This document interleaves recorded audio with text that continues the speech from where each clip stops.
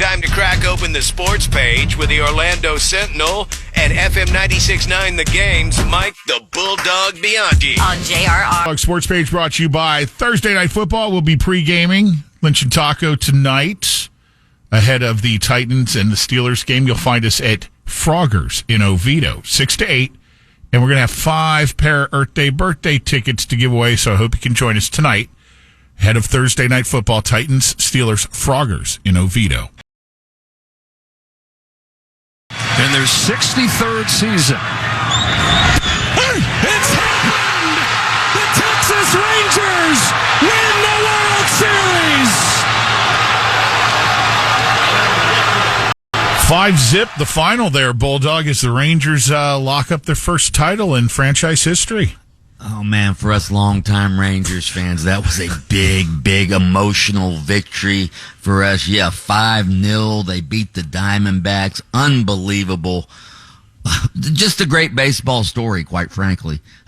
11-0 on the road during the postseason. They didn't lose a single road game. They won 3 straight in the desert of Arizona to clinch it. Corey Seager, who they paid $325 million to, last year, he earned every bit of it. He was the World Series MVP. It has a local tie as well. Melbourne's own Bruce Bochy, manager of the Texas Rangers. He's now won 4 World Series. He, of course, won 3 with the Giants. Actually beat the Rangers in the World Series in 2010, and now he's the manager of the Rangers, won his 4th World Series. I think he went to Melbourne High School, if I'm not mistaken, and he's going to be in the Hall of Fame when he retires. So no question about it. Great story. Texas Rangers win the World Series. We talked about it yesterday. This is probably going to go down as the lowest rated World Series. Not probably. It is the lowest rated World Series in history. I don't know what the ratings were last night, obviously, yet, but all the other games have been record lows. And again, it's not a reflection of the teams or their, skill set. It's just those two franchises outside of their respective metro areas just don't have the following some of the other more marquee franchises do have. They're smaller market. It's not smaller market. It's just they're just not. It's not a shiny name. I got you. Yeah, and now there are only 5 franchises that have not won a World Series. Texas, of course, won their first World Series last night. The 5 franchises: Colorado, Milwaukee, San Diego, Seattle, and the Tampa Bay Rays. There'll be a quiz on that later, everybody.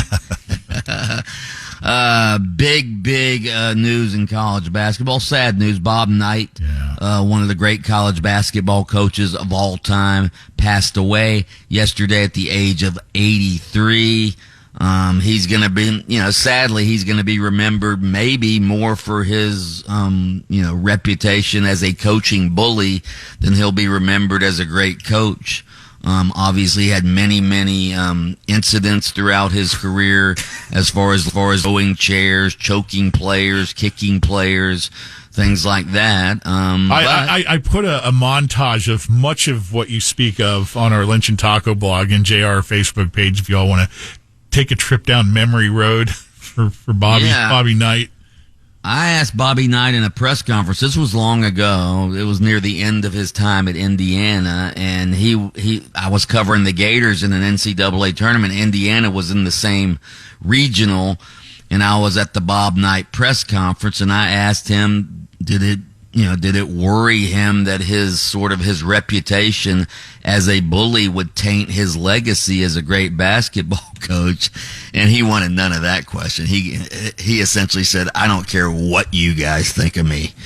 And that was Bob Knight. I figured he'd say, Bob Knight. Shut up, Baldy. He was never shy, literally just ripping into a reporter or columnist if he didn't like the way things were going. So he wasn't afraid to rip into anybody. Right. Whether it be the school president, whether it be referees, obviously. There was the incident with the police officer at one point. Dude, think if you were his kids.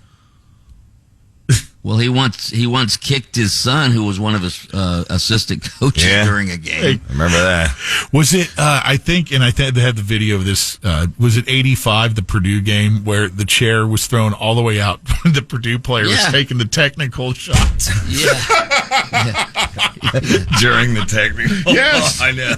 That's great. We laugh at it lovingly now. Oh God. I mean, I think he was finally fired at Indiana when some Indiana student approached the grocery store, I think, and referred to him by his last name, Knight, and he grabbed the guy. Yeah. And I think that's there was a zero tolerance policy by Indiana's president, Miles Brand, at the time, and that was it for Bob Knight at Indiana. Then he went on to Texas. It's sort of sad, though, that's his legacy. Texas Tech after. Yeah, well, Yeah. So, you know, what does that mean, Lynch? That's what he built. I mean, listen, it was a different time and era. I know he would never be able to do what he did then. Now, well, he wasn't able to do it then. Well, that's the thing. See, come on. we didn't live in as much of a. I don't even want to say it because then I'm in trouble. Right. You know what I mean? You don't want to give Bob. You can give other coaches a free pass, but not Bob Knight. So anyway, speaking of the Big Ten, which Bob Knight coached, and the Big Ten football coaches, they are on the warpath with the cheater Jim Harbaugh. They had a conference call with their commissioner Tony Petitti yesterday. And they essentially told Tony Petitti, you need to do something about this. We can't wait for the NCAA because their timeline will take years before they're able to make a ruling on this. Yeah. And they want Michigan suspended. This is coming to a head very quickly. Very quickly. Well, I mean, do you blame them? Think if you were one of those teams. It's like... Yeah. I mean, their livelihoods at stake. These coaches, they get fired when they don't win games. And if Michigan's got an unfair advantage, of course they're going to be mad. What does they want Michigan suspended mean? Shut down their season? Here's a quote from the meeting, according to ESPN, one of the coaches. Here's what ESPN writes. Collectively, the coaches want the Big Ten to act right now. What are we waiting on? We know what happened. That Michigan had the spy. Coaches use words like tainted, fraudulent, and unprecedented on the call with the commissioner. It sounds like, yes, they want Michigan. They want their season sort of shut. I don't know if they want to shut down the season, but they want to forfeit all the victories. We need Michigan out of the way so our schools have a shot at winning the Big Ten title this year. Yeah. Hey, especially Ohio State. Bulldog, how about the Seminole Tribe launching Florida sports betting? Well, in-person sports betting. Well, yeah, it's a start. Still not the app, though. Yeah, well. Still not the app. That's what everybody wants. They want... We want to be able to, not me in particular, but sports bettors want to. No, I don't really bet on sports, quite honestly. I did try the sports betting app a couple years ago when it was up for a day and a half or something. Yeah, right. But yeah, that's what sports. Excuse me. That's what sports bettors want. They want to be able to bet on their phone at home, not have to go to the Hard Rock Casino over in Tampa to make a sports bet, which you can do now, but that's not there are still a lot of legal hurdles with the Supreme Court of Florida and the U.S. Supreme Court before we'll get the app on our cell phones. Convenience, that's the word you were looking for. It's not convenient. Yeah. Are you going to drive to the Hard Rock Hotel in Tampa to make a sports bet? Come on. No, you're right. You're right. So. Magic on the road, in Utah tonight, and then the Lightning are also on the road at Columbus. Yeah, the Magic, I'm not saying they need to win tonight, but Paolo Banchero needs to come out of it. He's not playing well the first few games of the season. Let's hope he snaps out of that quickly because the Magic are built for Paolo to be their star, and so far he's not been a star early in the season. All right.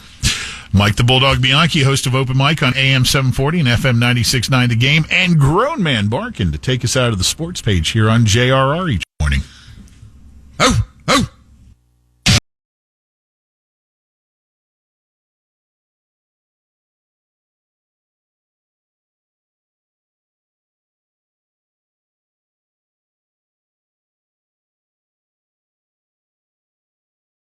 This is Orlando's Rock Station.